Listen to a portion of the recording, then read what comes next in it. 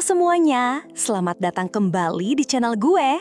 Gue lagi suka nyari informasi tentang ekonomi dunia. Kali ini gue mau bahas salah satu isu ekonomi global yang lagi panas-panasnya, yaitu Perang Tarif Jilid 2 antara Amerika Serikat dan Cina di tahun 2025. Ini bukan cuma sekedar drama antar dua negara superpower besar, tapi ini bisa ngaruh ke dompet kita juga loh. Oke, jadi mari kita mulai dari awal dulu ya. Bagian pertama, kilas balik Perang Dagang 2018 sampai 2020. Kalian pasti ingat dong ketika waktu tahun 2018 sampai 2020 itu, Perang Dagang Amerika dan Cina ini sempat bikin geger dunia. Trump dan Xi Jinping saling lempar tarif kayak main pingpong. Amerika naikin tarif buat barang-barang Cina dari elektronik sampai mainan anak. Cina bales dengan tarif buat produk pertanian kayak kedelai dan jagung dari petani Amerika. Waktu itu dunia ikut goyang, pasar saham anjlok, rantai pasok global kacau, dan perusahaan-perusahaan multinasional mulai mikir ulang buat mindahin pabrik keluar dari Cina. Tapi setelah negosiasi panjang, sempat ada yang namanya Phase One Deal di tahun 2020. Walaupun gak semua masalah beres, setidaknya ketegangan sedikit reda. Bagian kedua, flash forward ke 2025. Apa yang terjadi sekarang? Nah, cepat maju ke 2025 dan boom, perang tarif balik lagi, bro. Kenapa? Presiden Amerika yang baru, walaupun belum kita sebut namanya ya, lagi ngejar dukungan publik buat industri domestik. Ada tekanan politik buat nunjukin sikap tegas ke Cina, apalagi soal teknologi dan manufaktur. Dan di sisi Cina, mereka juga nggak tinggal diam. Pemerintah Beijing ngerasa Amerika makin agresif, jadi mereka anggap ini saatnya nunjukin taring juga. Apalagi sekarang Cina udah makin mandiri di sektor teknologi dan energi. Hasilnya, tarif-tarifan naik lagi. AS naikin tarif buat produk kendaraan listrik, semikonduktor, panel surya, semua yang jadi andalan ekspor Cina. Cina bales dengan tarif buat barang konsumen AS dari daging sapi sampai gadget. Bagian ketiga, apa bedanya perang tarif 2025 sama yang dulu? Beda banget guys. Kalau dulu fokusnya di barang pertanian dan manufaktur tradisional, sekarang lebih nyerang sektor masa depan, clean energy, teknologi tinggi, dan supply chain strategis kayak baterai dan chip AI. Dan jangan lupa, dunia sekarang lagi dalam proses transisi energi. Teknologi makin cepat dan ketergantungan sama Cina makin besar di bidang-bidang tertentu. Jadi serangan ekonomi kali ini dampaknya lebih luas. Bagian keempat, dampaknya ke dunia, termasuk Indonesia. Nah, ini yang penting, kita semua bakal kena imbasnya. Pertama, harga barang naik. Barang-barang dari Cina yang dikenain tarif jadi lebih mahal di Amerika.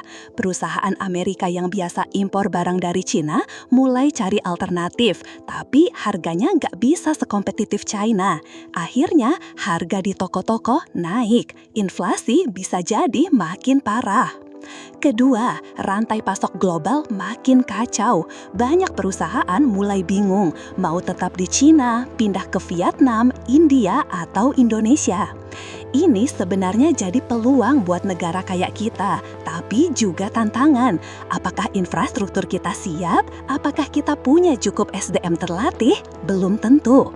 Ketiga, pasar komoditas bisa terguncang. Misalnya, kalau ekspor baja Cina dibatasi, mereka bisa buang barang ke pasar lain dengan harga murah dan itu bisa ngefek ke harga baja global, termasuk di Indonesia.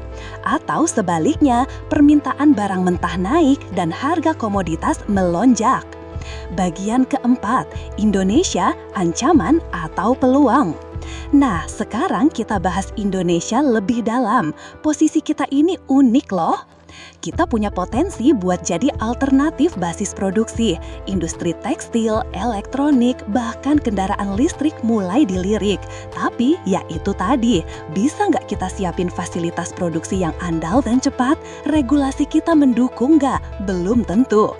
Terus soal komoditas, kalau perang tarif bikin harga logam atau batu bara naik, kita bisa dapat windfall. Tapi hati-hati juga, jangan sampai kita cuma jadi pengisi kekosongan tanpa ngembangin nilai tambah. Yang menarik, beberapa perusahaan besar udah mulai mindahin sebagian supply chain mereka ke Asia Tenggara. Kalau Indonesia main cerdas, bisa dapat cuan. Tapi kalau enggak, ya kita cuma nonton aja dari pinggir lapangan. Bagian keenam, efek keuangan global, saham, mata uang, dan investasi. Krisis geopolitik kayak gini biasanya bikin investor gelisah. Di 2025 ini kita bisa lihat bursa saham global yang fluktuatif. Investor kabur ke aset safe haven, emas, dolar AS, obligasi AS. Emerging markets kayak Indonesia bisa volatil banget. Mata uang negara berkembang juga bisa tertekan kalau ketegangan ini bikin permintaan dolar melonjak. Jadi buat kalian yang invest di saham atau kripto, siap-siap aja lihat grafik naik turun tajam. Bagian ketujuh, perang teknologi dan proteksionisme jangka panjang. Perang tarif ini cuma bagian dari konflik yang lebih gede, perang teknologi. AS khawatir dominasi teknologi Cina bakal ngancam hegemoninya. Dari chip semikonduktor, jaringan 5G, sampai AI. Makanya mereka terus batasi ekspor teknologi ke Cina. Dan sebaliknya, Cina dorong inovasi dalam negeri biar nggak tergantung AS. Ini artinya dunia makin kebagi dua, blok teknologi ala barat dan ala timur. Rantai pasok bisa pecah jadi dua kubu. Negara-negara kayak Indonesia harus pintar ambil posisi, netral, fleksibel, dan siap main di dua sisi. Bagian ke-8, apa yang bisa kita lakukan sebagai rakyat biasa? Oke, ini bagian yang sering ditanya. Kalau gue cuma orang biasa, ngaruhnya apa? Jawabannya, iya, ngaruh. Harga barang impor bisa naik. Ini dikarenakan nilai tukar rupiah yang terus tertekan. Investasi bisa bergejolak. Nilai tukar rupiah bisa melemah. Kalau kamu kerja di industri ekspor-impor, dampaknya bisa langsung. Tapi jangan panik. Edukasi diri, diversifikasi sumber penghasilan, dan perhatikan arah kebijakan pemerintah. Kalau kamu investor, sekarang saatnya hati-hati, tapi tetap oportunis. Krisis seringkali datang bareng peluang. Penutup, jalan ke depan, perang tarif AS-China 2025 ini belum kelihatan ujungnya. Tapi satu hal yang pasti, ini bukan cuma tentang dua negara, tapi tentang arah masa depan ekonomi global. Mau nggak mau, kita harus lebih melek geopolitik. Karena sekarang ekonomi itu bukan cuma soal angka dan grafik, tapi juga soal kekuasaan, teknologi, dan strategi jangka panjang. Jadi gimana? Apakah ini awal dari perang dingin baru dalam bentuk ekonomi? Atau justru titik balik dunia buat jadi lebih berimbang? Waktu yang akan menjawab.